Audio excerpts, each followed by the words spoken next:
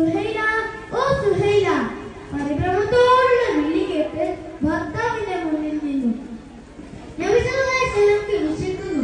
നീ പോയി ഭക്ഷണം ഉണ്ടാക്ക്. ജാബിർ ഒരു കത്തിയെ മൂർച്ചയാക്കി ആമിന എടുത്തു. നബി സല്ലല്ലാഹു അലൈഹി വസല്ലം ക്ഷണിക്കാൻ പോയി. പിന്നെ വീട്ടിൽ സംഭവിച്ചതൊന്നും ജാബിർ പറഞ്ഞില്ല. എന്താ സംഭവിച്ചതെന്ന് അറിയാമോ കൂട്ടുകാരെ? ജാബിർ രണ്ടും നാലും വയസ്സുള്ള കുഞ്ഞു മക്കൾ ആടി നടക്കുന്നത് നോക്കിക്കൊണ്ടിരിക്കുന്നു. മൂത്തവൻ ചെറിയവളോട് ചോദിച്ചു, അന്യ ഉപ്പ ആടി നടത്തുന്ന പോലെ നടന്നോട്ടെ, എന്താണ് അറിവെന്നോ എന്താണ് കാരണമെന്നോ ഒന്നും അറിയാത്ത കുഞ്ഞുമക്കളായിരുന്നു അവർ. അങ്ങനെ മൂത്തവൻ ചെറിയവനെ മലർത്തി കിടത്തി അറുക്കാൻ തുടങ്ങി. സുബ്ഹാനല്ലാഹ്, തന്റെ പിഞ്ചു കൈയിൽ നിന്ന് രക്തം ചാലിത്തൊഴുകി. ആടിയാൻ പോകുന്നവർക്ക് ഇതൊക്കെ ദയനീയമായി നോക്കി. എന്ത് ചെയ്യണമെന്ന് അറിയാതെ മൂത്തവൻ ഇടുക്കത്തിൽ ഓടി. ഓടുന്നിടയിൽ മറ്റൊന്നു കൂടി സംഭവിച്ചു. കത്തിയുടെ മുകളിൽ തെന്നി വീണു.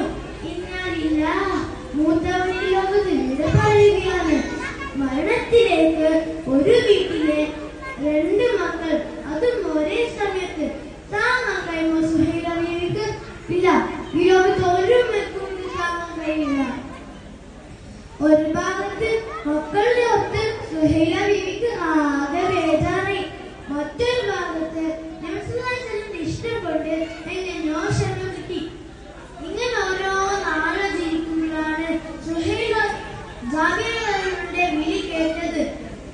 സുഹൈല, ഓ സുഹൈല. നബി സല്ലല്ലാഹു അലൈഹി വസല്ലം സ്വഹാബികളും ജാബിറിന്റെ വീട്ടിലേക്ക് വന്നു. സുഹൈല ബീവി അവരെ ഭക്ഷണം എടുത്തു വെക്കുകയും ചെയ്തു. നബി സല്ലല്ലാഹു അലൈഹി വസല്ലം ഭക്ഷണം കഴിക്കാൻ ഇരിക്കുമ്പോൾ ചോദിച്ചു, എവിടെ ജാബിർ, എന്റെ മക്കൾ? ജാബിർ സുഹൈല ബീവിയോട് ചോദിച്ചു. വിഷയം മാറ്റാൻ പല തരത്തിലും സുഹൈല ബീവി ശ്രമിച്ചു. പക്ഷേ നബി സല്ലല്ലാഹു അലൈഹി വസല്ലം വീണ്ടും വീണ്ടും മക്കളെ കുറിച്ച് പറയുകയാണ്.